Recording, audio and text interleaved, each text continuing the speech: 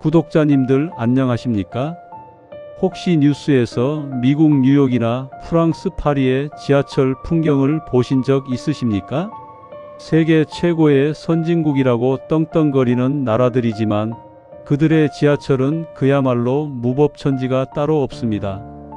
좌석 시트는 찢어져 있고 쥐가 돌아다니며 무엇보다 소매치기가 들끓어 감히 지갑을 꺼낼 수도 없는 그런 곳이죠.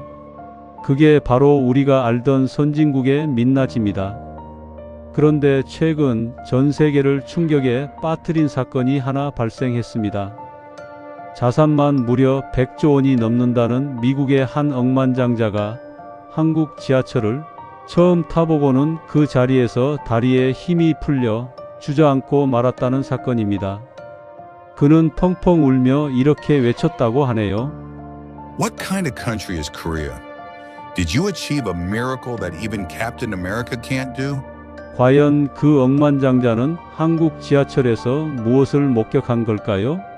전 세계가 경악하고 일본조차 부러움에 입을 다물지 못한 대한민국의 놀라운 기적, 지금 바로 시작합니다. 구독과 좋아요를 누르시면 이번 주 로또 당첨됩니다. 사건은 지난달 서울 지하철 2호선에서 벌어졌습니다. 미국의 IT 기업 회장이자 억만장자인 제임스 씨는 사업차 극비리에 한국을 방문했습니다. 평소 한국 문화에 관심이 많았던 그는 수행원들의 만류를 뿌리치고 홀로 서울 지하철에 몸을 실었습니다. 한국의 진짜 모습을 보고 싶다는 이유였지요. 하지만 그는 잠시 방심했습니다. 덜컹거리는 지하철 안에서 무심코 자신의 가방을 머리 위 선반에 올려둔 채 스마트폰으로 업무를 보느라 정신이 팔려버린 것입니다. 그 가방 안에는 무엇이 들어 있었을까요?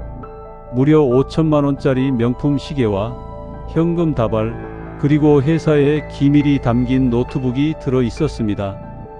목적지인 강남역에 도착한 제임스 씨는 습관처럼 몸만 쏙 빠져나와 지하철에서 내리고 말았습니다.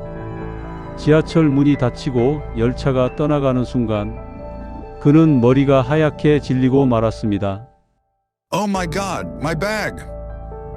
그는 그 자리에 얼어붙었습니다. 미국이었다면 어땠을까요? 가방을 두고 내리는 그 순간 1분도 안 되어 누군가 채갔을 것이 뻔합니다. 하물며 눈앞에서 뺏기지 않은 것만 해도 다행인 게 미국의 현실이니까요. 그는 절망하며 생각했습니다. 한국도 별 수 없겠지. 내 가방은 이미 공중분해 되었을 거야. 그는 지푸라기라도 잡는 심정으로 영무실로 달려갔습니다. 영무원에게 서툰 영어와 손짓 발짓으로 상황을 설명하던 그때였습니다. 영무실 전화벨이 울렸습니다. 네, 강남역 영무실입니다. 2030 열차 선반 위의 가방이요? 네, 지금 보관하고 계신다고요? 감사합니다. 제임스 씨는 자신의 귀를 의심했습니다. 불과 30분도 지나지 않아 가방을 찾았다는 연락이 온 것입니다. 그것도 지하철 청소부나 경찰이 찾은 게 아니었습니다. 그 가방을 발견한 건 퇴근길에 지친 평범한 한국의 대학생이었습니다. 그 청년은 선반 위에 덩그러니 놓인 명품 가방을 보고는 가져가기는커녕 가방의 주인을 찾아주기 위해 다음 역 유실물센터에 고스란히 맡기고 쿨하게 사라졌던 겁니다. 가방을 되찾은 제임스 씨는 가방 안을 열어보고 기절초풍했습니다. 현금과 시계 그리고 노트북 모두 단 하나도 사라지지 않고 그 자리에 그대로 있었기 때문입니다. 그는 떨리는 목소리로 물었습니다. 도대체 당신들은 어떤 사람들입니까? 이 비싼 가방을 보고도 아무도 가져가지 않는다는 게 말이 됩니까? 미국에서는 상상조차 할 수 없는 일입니다. 이 사연이 알려지자 CNN, BBC 등 외신들은 앞다퉈 한국을 집중 조명했습니다. 그들은 이것을 K양심이라고 불렀습니다. 한국의 카페에 가보면 더 놀라운 광경이 펼쳐집니다. 200만원짜리 노트북과 최신형 스마트폰을 테이블 위에 그대로 두고 화장실을 다녀오는 사람들. 그 누구도 그 물건을 훔쳐갈 거라 의심하지 않습니다. 택배 상자가 아파트 문 앞에 며칠씩 쌓여 있어도 주인이 올 때까지 얌전히 기다리는 나라. 자전거는 훔쳐가도 자전거 바구니에 든 지갑은 안 가져간다는 나라. 전 세계 치안 1위, 시민의식 1위. 이것이 바로 2025년 대한민국의 위험입니다. 대부분의 젊은 외국인들은 한국이 원래부터 부유하고 매너 좋은 나라인 줄 알고 있다고 합니다. 하지만 우리는 알고 있습니다. 이 위대한 도덕성이 하루아침에 만들어진 것이 아니라는 사실을요. 여러분 기억하십니까? 미군 지프차 꽁무니를 쫓아다니며 기부미 초콜릿을 외치던 그 배고픈 시절을요. 그때 우리 어머니들은 맹물로 배를 채우면서도 자식들에게만큼은 서슬퍼런 회초리를 드셨습니다. 굶어 죽을지언정 남의 것에는 손대지 마라. 가난한 건 죄가 아니지만 비굴한 건 죄다.